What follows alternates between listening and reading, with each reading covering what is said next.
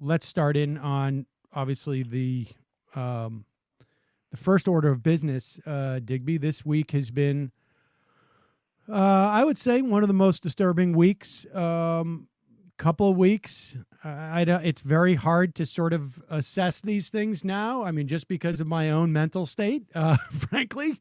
And I think everyone else is out there. This, all the things that have come down today, and I mean, I should say this week, and in the past couple of weeks, sort of layer upon layer of things that are disturbing as the pressure of a society in the midst of a pandemic is showing all the cracks show up. I mean, it's as if, you take an inner tube with a bunch of holes in it and you submerge it in water and you start to see all of them bubble up. All those holes become very, very obvious. And I want to get into that. Let me just also as a programming note, and we could touch on this. We had a series of primaries this week. And coming up next week on Tuesday, June, well, I'm not sure exactly what day it is, but coming up in the coming weeks, I think maybe New York is on June 23rd, we're going to have a whole nother round of primaries. And one of the races that has really popped is this race. I think it's the 16th district. Is it the 16th district? I think so. In New York, where Elliot Engel, longtime Democratic congressman, I don't know if I'd go as far to say a blue dog, but certainly a real block on a progressive legislature, and certainly very bad when it comes to Israel, and he's facing, or was facing, a couple of very strong challengers. In fact, we interviewed both of them, but one remains in the race, and that is Jamal Bowman. We interviewed him, gosh, it may have been 6 months ago now, and he is a fantastic candidate. He is surging now in that district, and the establishment Democrats are ringing the alarm bells. We will replay that interview that we did with Jamal Bowman, and we're going to put it on the free show so that everyone can hear it and head over there and support this guy, because we have a chance to get another, to build on what happened with AOC, who incidentally is endorsing Jamal Bowman. And so a great candidate, former, what do you call it? Principal at a Bronx middle school.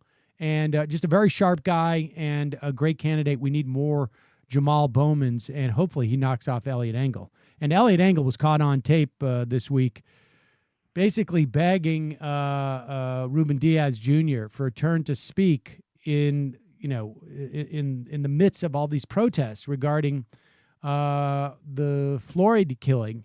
And he's heard saying, like, look, I wouldn't care, but it's the primary.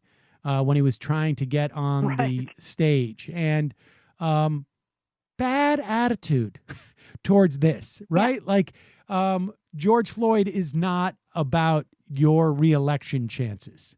That's not why you should be up there talking about it. But be that as it may, let's talk about everything else that's going on. Well, I really don't know where to begin, except for I think it has to be around what happened on Monday when Donald Trump, having spent the weekend in a bunker in the White House, was so embarrassed by it. Later claimed that he was just down there briefly inspecting the bunker. He was inspecting the bunker, Digby. Now, he wasn't in it. He was just inspecting it, because he goes down there occasionally to inspect it, because, he's a hands-on guy. And Obama didn't leave him any snacks. I mean, I heard somewhere that he's actually very concerned, because there were no snacks down there or anything, because Obama left them unsupplied. So he needed well, of course, to check Obama cleaned them out of those party checks or whatever it is. And he wanted to make sure that I had to go down there and make sure all the snacks were there. I was inspecting the bunker. I inspect all the, I mean, honestly, like you honestly can't come up with a better Like a better excuse? Like, I don't know, wouldn't you come up, like, wouldn't you say, like, actually, we weren't, I don't want to talk about this, but there was an alert that had nothing to do with the protests. We went down there. We quickly realized that the alert was called off, and then we went back up, like, something like that. But he Yeah. didn't have the brains to say that. But so he was so embarrassed that they came up with a plan. And here's where it gets a little murky. And Digby, chime in here, because there is a New York Times sort of TikTok of how this went down. And frankly, I'm not sure I believe it. When you start to get these sort of like play-by-plays of what happens in the inner sanctum of Donald Trump's White House, my first reaction is BS. Somebody wants to put out a story and they're giving it to the Times. And so ostensibly what happens is they plan that Donald Trump is going to take a walk to a church that had a small fire in after the protests had been boarded up. And he was going to take a walk there ostensibly to show that he was the law and order president. He was giving a speech about being the law and order president. And Bill Barr just happened to wander out into, to check out to make sure that the walk over to the church is going to be okay. Because everybody knows that's what the top law enforcement officer in the country does. He does the logistics for the security for the president, right? I mean, this story is just so rife with total BS. He saw that it hadn't been cleared that there was a big protest there. And so he was the one who ordered all of these like array of military, quasi-military, federal police, quasi-federal police to essentially go in and rough up all of these protesters with bayonets, shields, bullets covered with rubber, and tear gas canisters, attacking media, peaceful protesters. One media guy said there wasn't 98% peaceful people here. There wasn't 99% peaceful people here. There was 100% peaceful protest here. They brutalized people. They cleared it out. Donald Trump walked over there, held up a Bible that his daughter had in her knapsack, her $1,200 knapsack, and held it up. He was asked, "Is that your Bible?" And he said, "No, it's a Bible."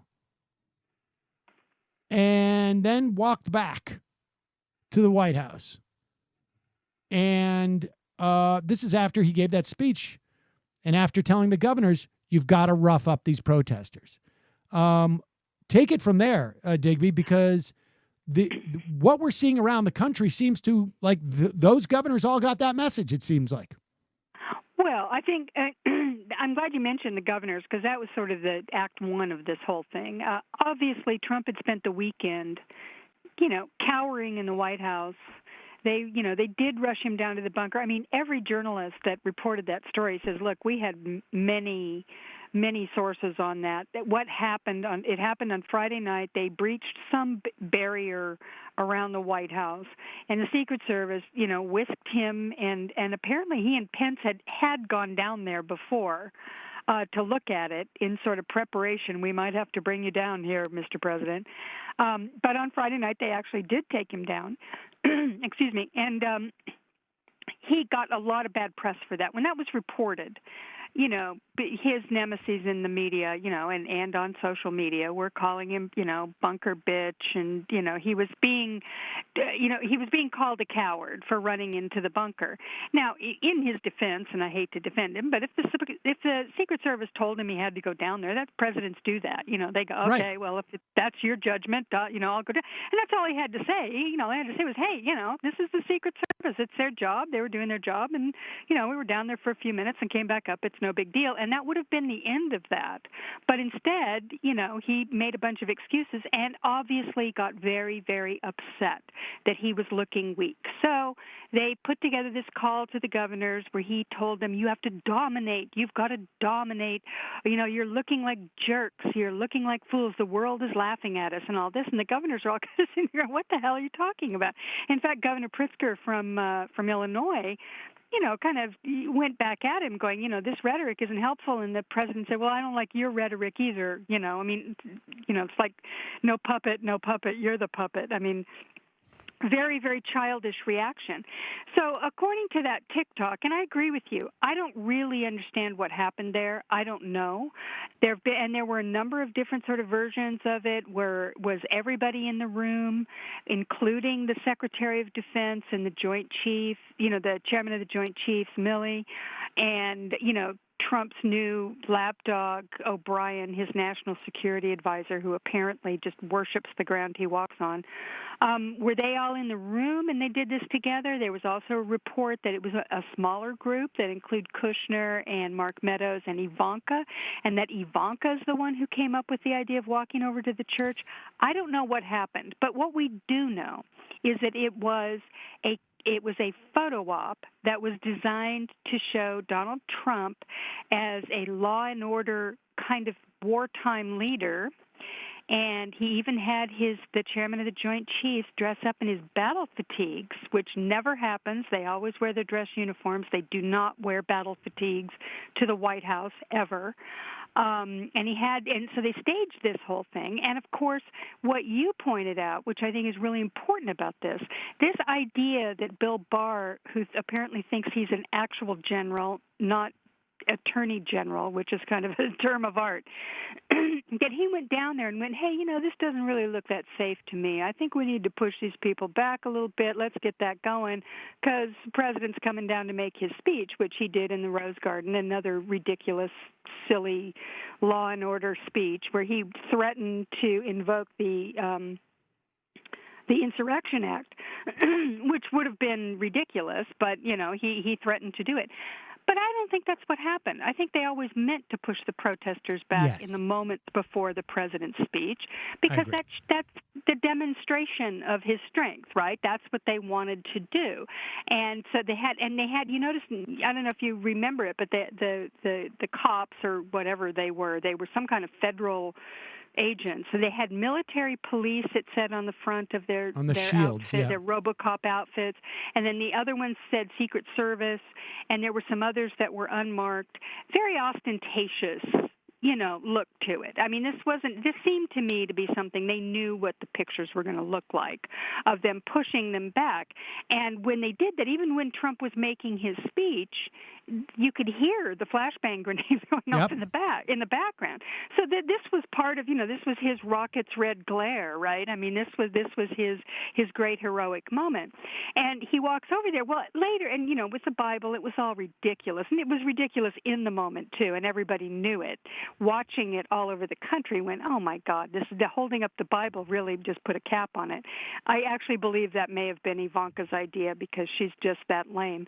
At the end of it, in the next day, we hear about they cleared out priests out of that church. They were sitting on the porch, and these RoboCops came up and blew tear gas at them and everything. And the bishop from that diocese there was absolutely furious that they would do that they used the church. The next day, Trump and Melania doubled down and went up to this shrine to John Paul II, this Catholic shrine, and the Archbishop of Washington, the Catholic Archbishop, absolutely, that was one of the most scathing, reactions his rebukes that I saw of anything. So this whole thing, it backfired on him, and it backfired on him because it was clearly, it was about his vanity being hurt, that he didn't look strong, and B, it was clearly it was a propaganda. It was photo op. It was campaign work. And in fact, at the end of the evening, they put out this ridiculous video of him marching to music, and they're all flanking him as he's walking. And Scott Walker, the former governor of Wisconsin, he tweets out, "What a boss." It's like, oh, you got to be kidding. And nobody bought it. So I think it actually hurt him badly, because Donald Trump is performing the job of president. He's not actually doing it, and that's going back to the very beginning. He doesn't know how to actually handle a situation like this. This is beyond his ken. He can't listen to anyone because he has a narcissistic personality disorder that won't allow him to actually, take advice from people who might know better. So he went out and did this little performance, and I think it backfired on him badly. And in the middle of all that, you had this threat to use the U.S. military and domestically, and I think that has now, when we see with these remarks and statements by the former military leader, the former Joint Chiefs and other, highly regarded ex-military, very, very high-level brass, coming out and making some really pointed statements. That says to me that the military has said no. And they can't. The active duty can't say it. That's why the retired ones are saying it. Right. But I think they are reflecting the fact that the active duty military, when they heard Trump on the call to the governors and tweeting and giving his speech, that he was going to call in the military, I think they all kind of went, okay. No, we're not going to do that. And, normally I am not in favor of the military not doing what the president says because their job is he's the commander-in-chief. But in this instance, Donald Trump was calling for them to, basically he was calling them to war, civil war. And I don't think that the U.S. military sees that as a legitimate function, and they consider their oath to the Constitution to go beyond the, commander-in-chief right. ordering them to do that particular thing. They had to make that choice, and frankly, I'm glad they did it. So obviously something happened in there, and I don't think we know the full story yet, but there's a lot sort of leaking out. Esper, the defense secretary, the chairman of the Joint Chiefs, Milley, that whole thing is a very, very ugly kind of quasi, or maybe I should say altogether fascist kind of move that Trump was on the brink of making. And they at least for now, maybe it's only temporary, but for now they seem to have stepped up and said no, which, Tracking Esper's office is really, I think, where you see what you're talking about develop, because as soon as that call was made, as soon as the idea of the idea that they would sort of, I guess, use the Insurrection Act, and we should say it's been used before, but only in limited context, like not in a sort of like nationwide edict, right? They've used it in context like when you've got like Hurricane Katrina type of situation, or Rodney King situation. Incidentally, Bill Barr at that time was the Attorney General for George Herbert Walker Bush. Those are the situations, limited situations there, not sort of like broadly speaking protests all around the country. We say they're like, I don't know if there was hundreds of protests in terms of like, or hundreds of cities, but certainly like around 150, I think, have been recorded, maybe more, I would imagine by now. But if you look at the Defense Department, you had, I think it was on Monday, shortly after that, or Tuesday morning, the Undersecretary of Defense, he resigned. And yeah, that's right. Mm-hmm. It didn't get the attention that it probably should, but it's also something that never, ever happens in America. That's like you hear the Europeans, that happens all the time, right? I don't agree with what the prime minister's doing. I'm resigning. I can't be part of this. In this country, the idea of resigning, to maintain your integrity and honor is like, it's a concept that nobody even understands, it seems like, in this country, right? I mean, it rarely happens. And particularly, never with a high level, super high level person, but this person is relatively high level. And then Esper, then you see the generals come out, and then Esper himself comes out and says, I don't think we should use the Insurrection Act, which was, I think like you saw the military pushing back and saying, don't get us involved in this. And meanwhile, Bill Barr is bringing what appears to be a mix of the Customs Border Patrol special units, The guys are willing to do anything, apparently. Various federal prison guards from around the country who are also apparently like, trained to beat prisoners, essentially, are being brought in, like you say, dressed up in these RoboCop outfits with no badges, no insignia, no accountability. I mean, that is messed up, and like, and I want to put a pin in that because there's really nobody to respond to that except for the press to some extent, and then an opposition party, which seems to be completely missing. But I want to just, there seems to me to be like two planes in which we can look at what happened this week. One is the trajectory of protests, sort of that we've seen this week. And you and I, in particular, I mean, not just you and I, but we've seen a couple of like sort of like generations of protest over the past 20 some odd years. And I want to talk to you about that because I'm very curious as to your thoughts about it. But I want to just stick with the what we saw out of the White House and what we've seen out of the Democrats, because it's fascinating. One of the things that has also marked, we've been doing this, this sort of space for some time.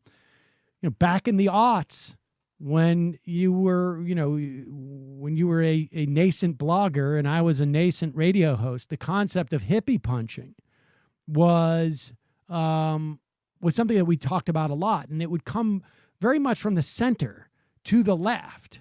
And it was a reaction to the McGovern era, to the late 60s era, and this idea that like America rejected, the hippies and the peaceniks and all this, and anything that even remotely smelled of that, which in many cases it was not smelling of that. It was really more just like, some type of partisan, like, politics have changed, we need to fight, that type of thing. But anything that smelled of that, these folks ran for the hills.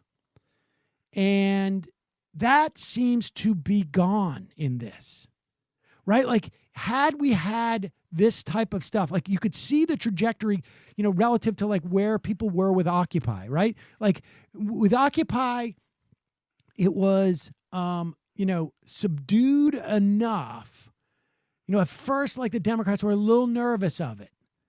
And then they sort of, some of them embraced it. Elizabeth Warren embraced it. And, around Pelosi came around for a couple of weeks to, slightly embrace it. But that's also because it wasn't as much conflict involved in many respects. And it was in the wake of a financial crisis. And now it seems like we have come full circle where there doesn't seem to be this fear of, at the very least, of what's going on in terms of the protest. And I think part of that is a function of, and the country again is also, I think, like they're siding largely with the protests. And I think it's a function of, like, to a large extent, white people getting marginally better, frankly. And, younger people just sort of like having a completely different set of expectations.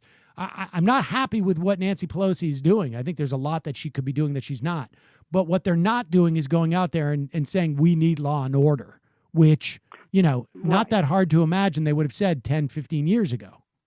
They would have. I don't think there's any doubt about it. I mean, what you say is absolutely true. This was used, the hippie punching concept was used as a way of establishing seriousness. We're real leaders. We represent real America out there.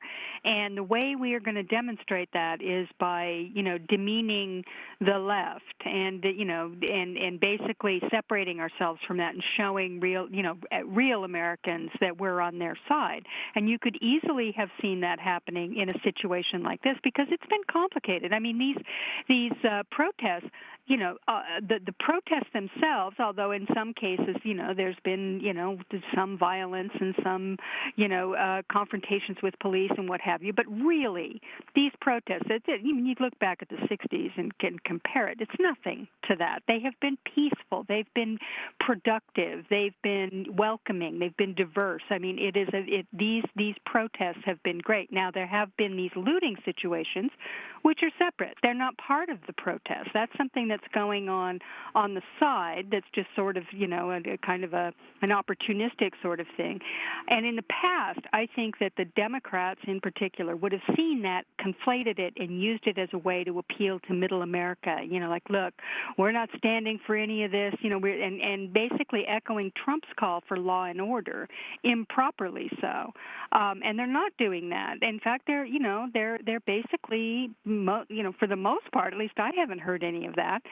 And include in the media as well, which I also would have seen, capitulating to the right-wing, liberal media screaming about media bias and all of that. They haven't been falling for it either. So I agree with you completely. This is there has been progress in that regard. There really has been. We're seeing a politics that on, the left side of the dial, should say the center and the left, have moved much further to the left than they would have been even a decade ago. I mean, imagine, you recall, I mean, the biggest anti-war demonstrations in history, I think, were around the Iraq War, at least on a worldwide basis, and they didn't even exist in the media. I mean, they were barely even mentioned, and they were completely demeaned as being fringe, and there was nothing, and yet the numbers were gigantic. So this is very, very different now, and and thank God for it. And Sam, I mean, maybe the years that we've spent, taking the punches, the hippie punches, maybe they've added up to something. I mean, maybe there has been, there was we produced a little something here on this, and helped move the country to a better place. Well, one can hope. And at least it's a nice. At the very least, it's a delusion that I will dine on for a while because because anything that is not alcoholic that can get me through this period would be great. Right, I hear that.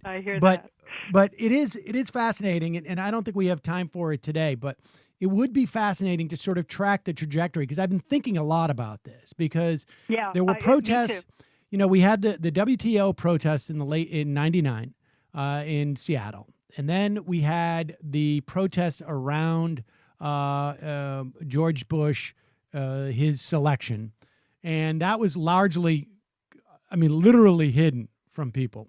And at the inauguration, you couldn't even see the people who were protesting. They were pretty significant. But then we had these massive protests in late 2002 and into 2003. Massive. 500,000-600,000 people in New York on multiple occasions. Similar numbers in Washington, D.C. I think there was similar numbers in L.A. and certainly around the world. But it was interesting. There were one-offs, right? Like we had one on like a Tuesday, and then maybe it was like another one 3, 4, 5 weeks later. And then during Occupy, you had this notion of sort of almost like a rolling protest, where these would go on for extended times, and it would be over the course of several weeks or months. And my sense is there has been a coming out of all of that sort of pedigree or DNA.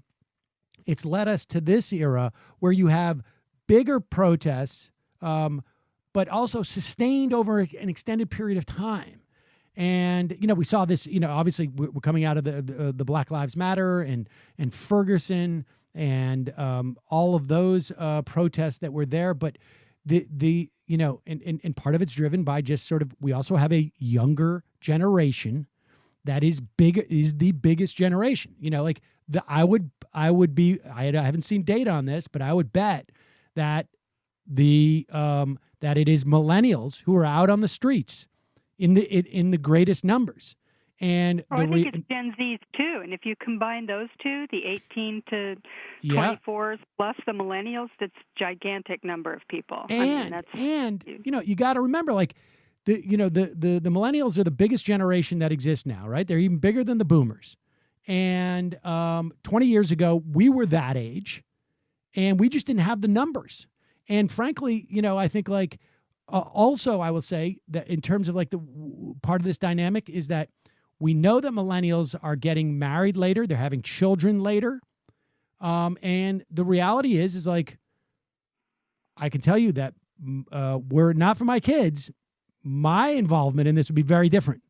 Just like, in terms of what I'd be willing to do out there. And I think that has a lot to do with it. I think people are just more engaged and more like, it is very, very hopeful.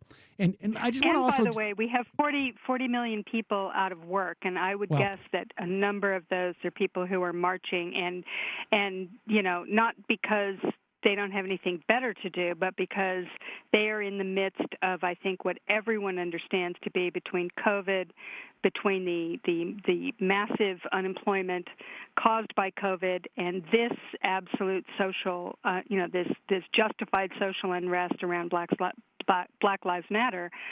We're in a crisis like something we've never seen before. Yep. I mean, I think this is really unprecedented. So people are out there because, this is, you got to say something. You got to do something if you can. I mean, and I agree with you. I mean, for young people, I mean, this is their life and this is their future, and they're looking at it and going, I've got to do something. I've got to be part of this.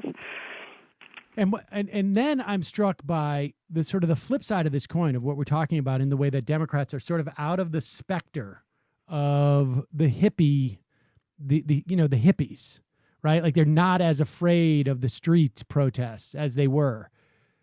The flip side of this is that I think the White House has made a grave miscalculation. It's not just because Trump is a bumbling fool, although that's a part of it, but they are appealing to, they're running Nixon's playbook. But unfortunately for them, A, it's a different country. The silent majority is not silent, and it's not the majority anymore.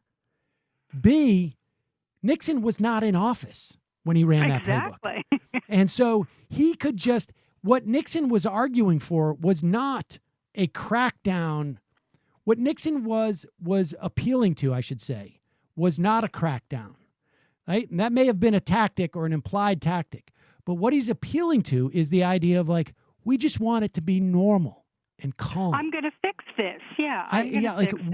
We're going to go back to the way things were. And we're not going to be, you're not going to turn on the TV and be worried about anything. Donald Trump is not doing that. Donald Trump is selling the crackdown and the law and, the law part as opposed to the order part. Right. And because he owns the tactics in a way that Nixon never did, because Nixon was talking about these tactics hypothetically.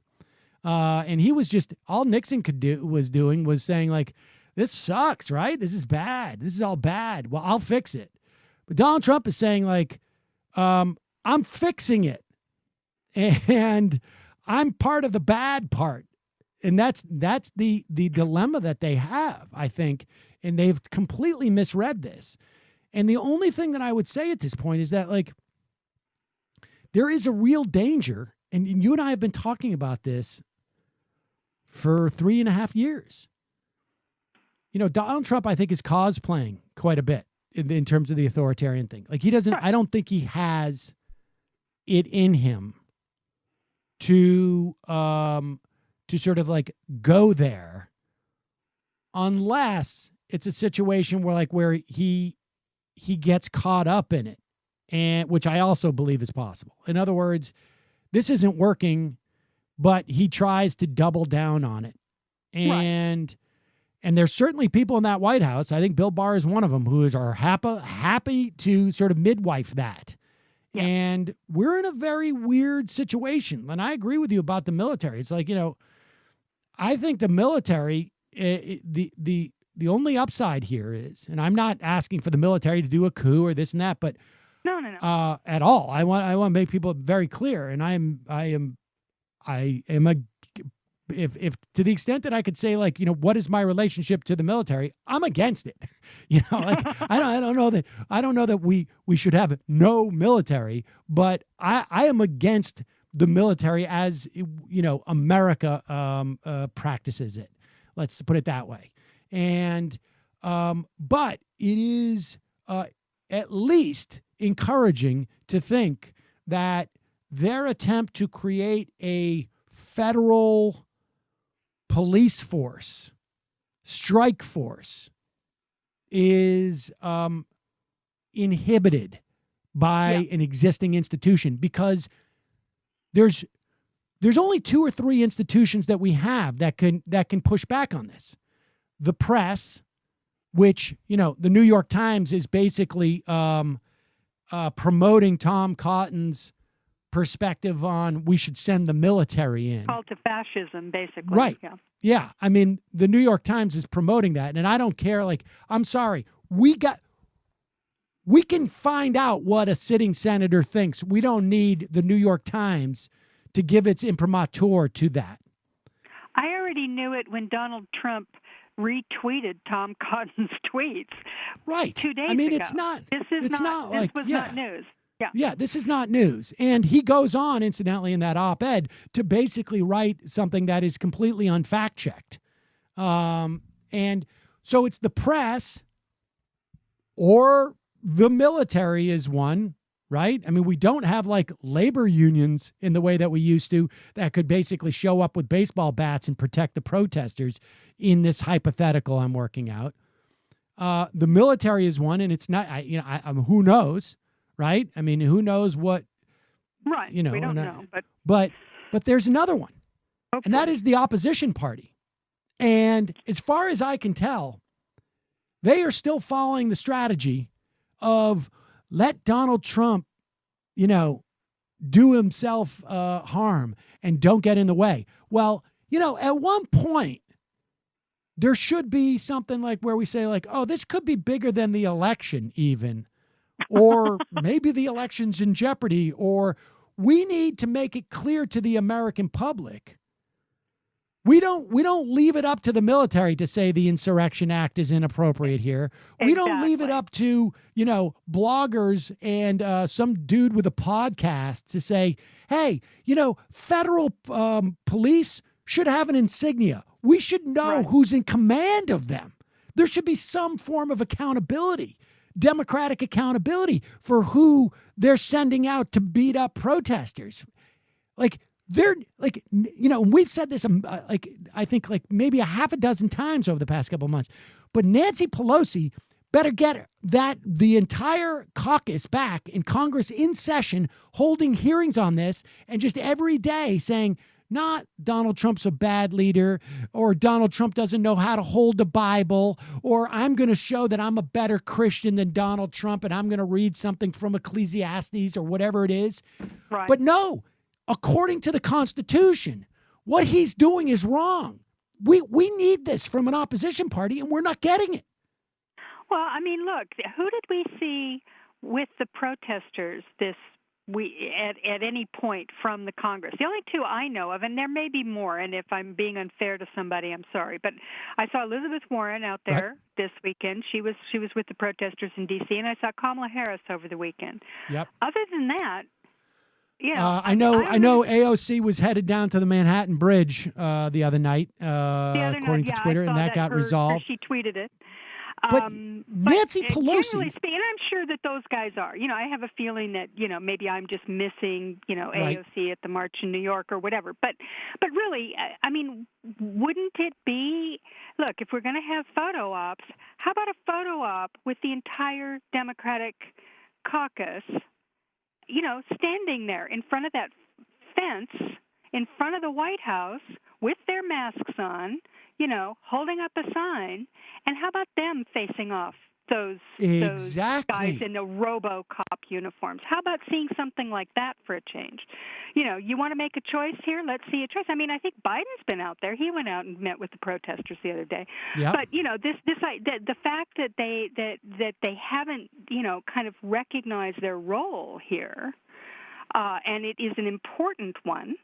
You know, I mean, we have to leave it up to some retired generals to point out that this is unconstitutional, what they're trying to do. I mean, that's bizarre, isn't it? I mean, Look, you know, I mean, all the data shows, and I don't want people to misinterpret what I'm saying here in terms of like some type of, you know, respectability politics thing about you know, the violence or protesters getting into people's faces.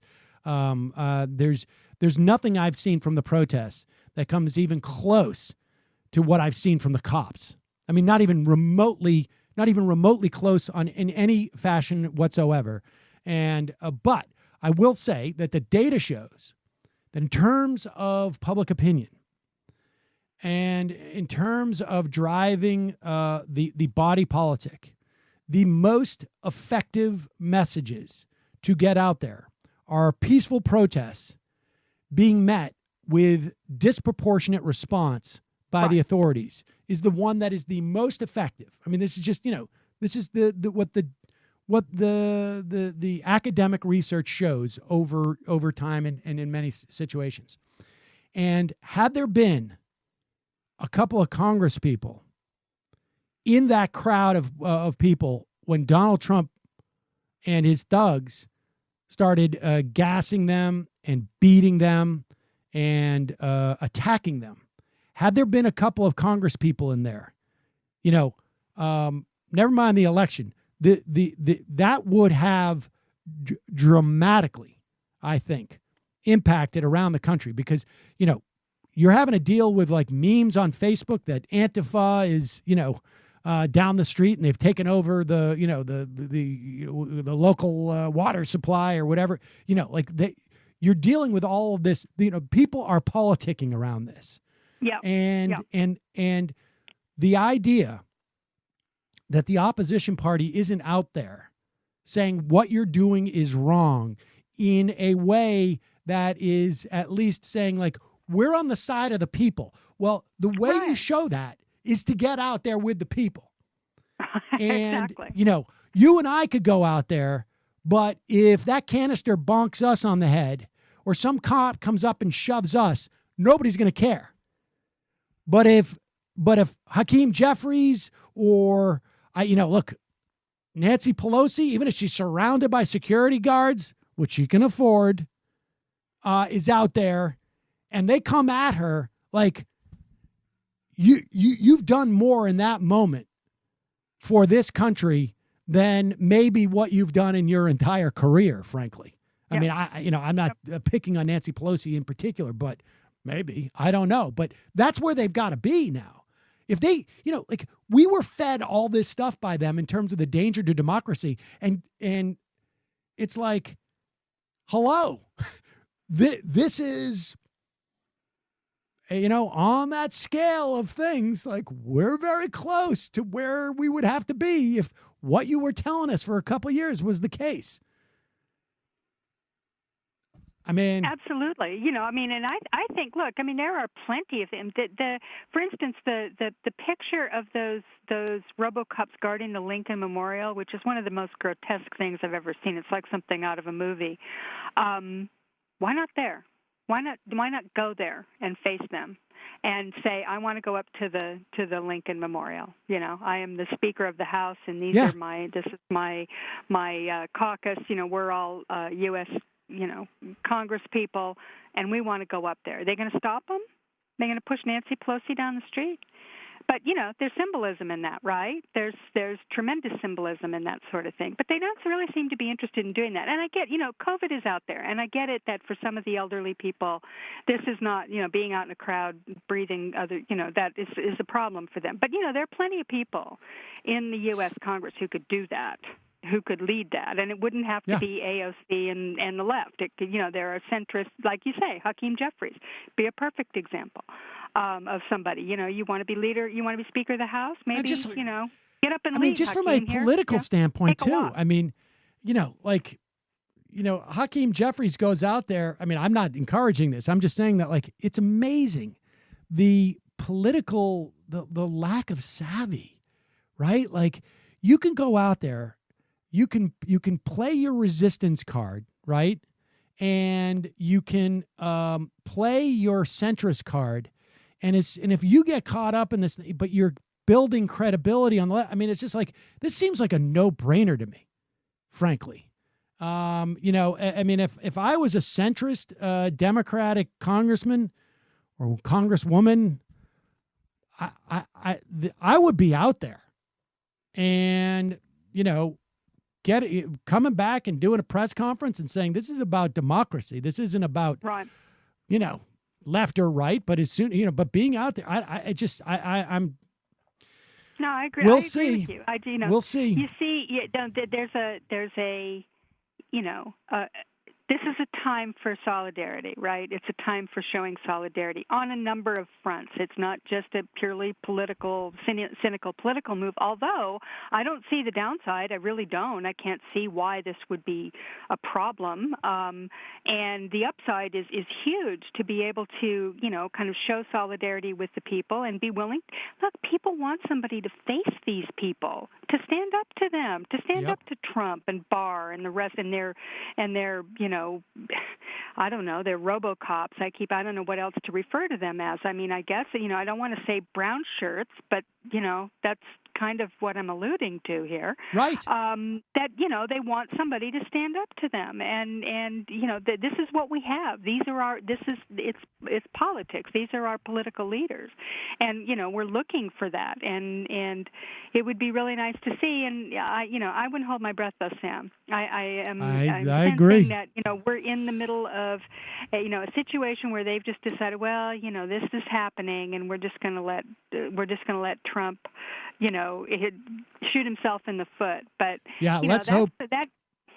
let's hope he shoots himself in the foot and doesn't miss and hit other people. Yeah. That's what I'm talking about. That's how it usually happens, isn't it? I mean, this guy, we'll see. He shoots wildly. Let's just put it that way. And there's a lot of collateral damage in that. And there's a lot of collateral damage in what's happening right now. This is setting a precedent. It's like the New York Times putting Tom Cotton's op-ed in there, which you mentioned. Look, like you said, he didn't need to be in the New York Times. I mean, everybody knew what he was thinking.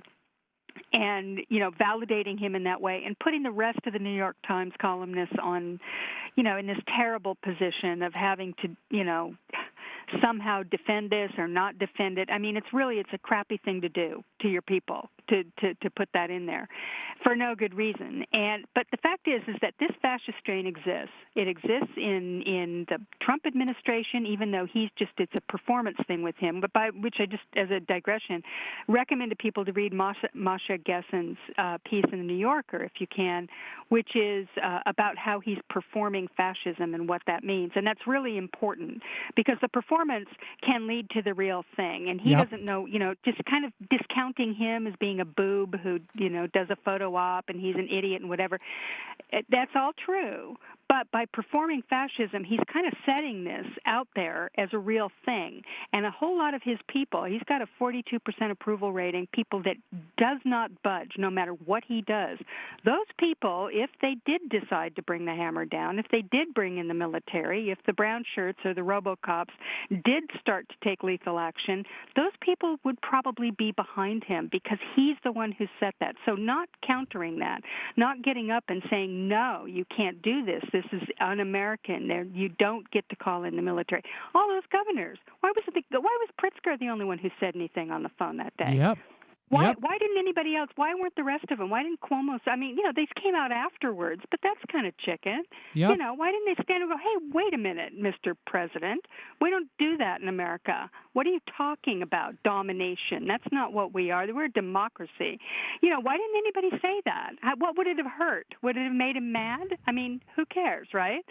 But by not doing that, by continuing to show him sort of this respect, at least to his face, they in a way, it encourages him. This fascistic underpinning of everything that he's doing right now. Exactly. It's like he's just, it's like water, and it's going to flow downhill. And if you if you don't Exactly. provide any resistance, he's just going to keep going because it's working. Exactly.